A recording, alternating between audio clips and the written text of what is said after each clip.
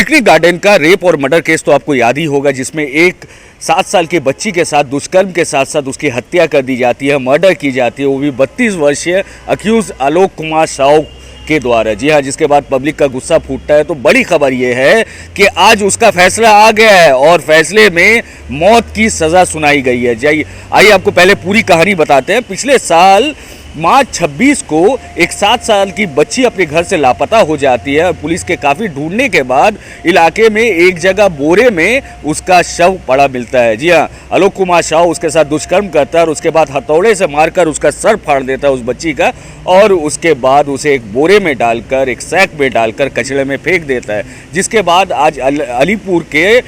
Special POCSO अदालत ने आज सज़ा सुनाई। जी हाँ, सज़ा कुछ ऐसी है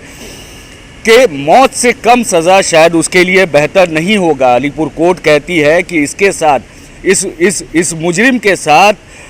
नरमी बरतना या मर्सी बरतना सारे इंसानियत के साथ नाइंसाफ़ी होगी। जी हाँ, ये कहते हुए उसे मौत की सज़ा सुनाई जाती है। आपको साथ में ये भी बताना चाहेंगे कि 26 मार्च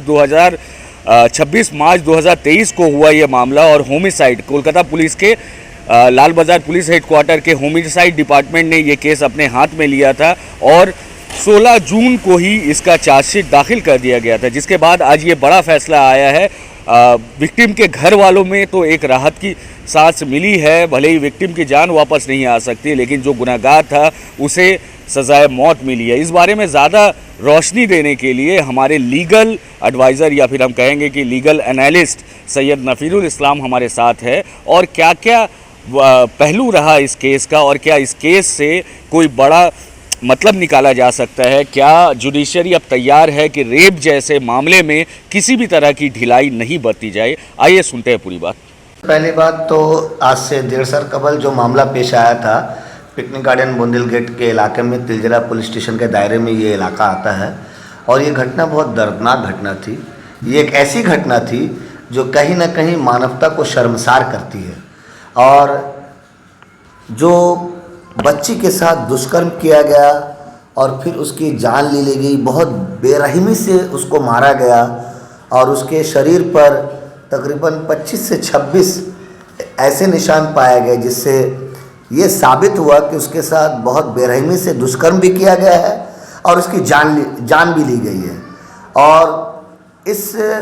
हादसे के बाद इलाकाई लोग बहुत आक्रोश में थे, जिसके बाद लाल बाज़ार के होमिसाइड सेक्शन को इसमें इंटरफेयर करना पड़ा। और बहुत अच्छी मेहनत और जांच के बाद जब इन्होंने चार्जशीट जमा किया, उस चार्जशीट के फाइलिंग के बाद जब से चार्ज फ्रेम हुआ तब से लेकर अब तक 15 महीना अलीपुर के पॉक्सो अदालत में न्यायाधीश सुदीप्त भट्टाचार्य ने आज ये फैसला दिया। तमाम एविडेंस और तमाम चीज़ों को रोशनी में डालकर, जबकि इस केस में तकरीबन 45 विटनेस थे जिन्होंने गवाही दी, और ये सामने आया कि वो 7 साल की जो बच्ची थी, जब उसके साथ ये जुल्म हो रहा होगा और वो बच्ची अपने बचाव में कुछ नहीं कर पाई होगी, और यही वजह है जो अदालत ने इसे rarest of the rare crime में घोषित किया और आरोपी को सजाए मौत यानी कि कैपिटल पनिशमेंट देने का फैसला किया। कहीं ना कहीं ऐसा लगता है जब जब लोगों का विश्वास कम होने लगता है तो ऐसे किसी फैसले से लोगों के अंदर जो डूबा हुआ विश्वास है वो फिर से जाग जाता है, और ये उम्मीद आ जाती है कि कहीं ना कहीं अगर कोई नहीं सुन रहा है लेकिन न्यायालय ज़रूर सुनेगा, और न्यायालय एक सही फैसला देकर पीड़ित परिवार को राहत पहुंचाने की काम करेगी। क्या कुछ आर्थिक मदद का भी ऐलान किया गया है कोर्ट की ओर से? कुछ जी, कोर्ट ने ये भी आदेश दिया स्टेट कंपनसेशन डिपार्टमेंट को, हुकूमत को, कि पीड़ित के परिवार, उनकी मां को 10 लाख रुपया कंपनसेशन फंड से दिया जाए। देखिए, ये पैसा से बच्ची तो वापस नहीं आ सकती है, लेकिन कहीं ना कहीं आने वाली ज़िंदगी को बसर करने के लिए, बिताने के लिए एक वक्तिया रिलीफ इसे मैं कह सकता हूँ, जो कहीं ना कहीं कोर्ट को लगा कि उस परिवार का वो पूरा दर्द तो नहीं कम कर सकते हैं, लेकिन उस दर्द में अपने आप को भागीदार बना के उनके दर्द को कम करने की कोशिश ज़रूर कर सकते हैं। और ये आज का फैसला जो है ये हिंदुस्तान के इतिहास के लिए बहुत महत्वपूर्ण फैसला माना जाएगा, क्योंकि आज ही के दिन मैं आपको बता दूं कि अरुणाचल प्रदेश में ठीक इसी तरह का फैसला आया है, जहां पर आरोपी को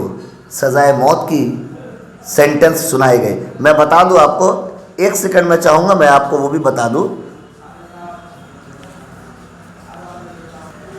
आज अरुणाचल प्रदेश के भी एक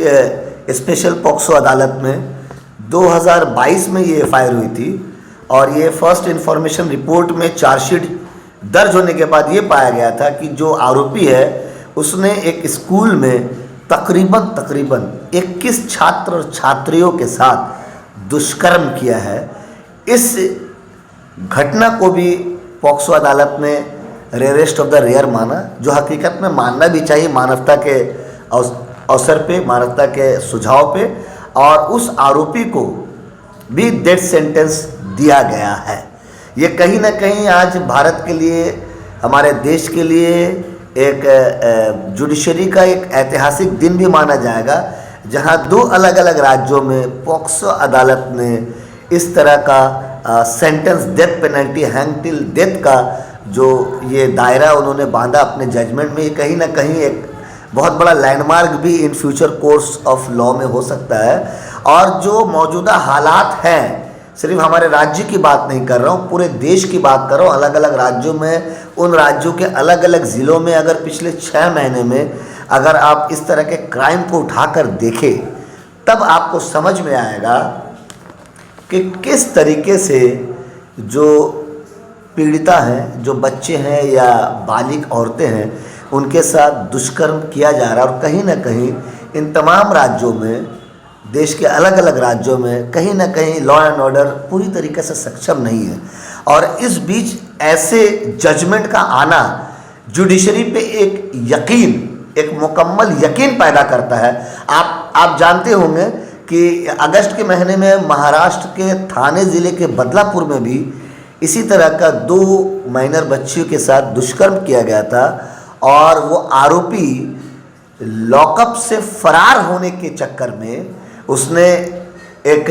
कांस्टेबल के बंदूक को निकालकर, जो हम लोगों ने जो मीडिया में सुना है, ये मैं किसी कोर्ट ऑर्डर के बारे में नहीं बात कर रहा हूँ, उसने फायरिंग की और सेल्फ डिफेंस में उसकी मौत हो गई। तो कहीं ना कहीं आपको ये समझना होगा अशफाक साहब कि ये जो देश में इस तरह के जो हादसे हो रहे हैं, लॉ एंड ऑर्डर को और भी कड़ा एक रवैया अपनाना होगा।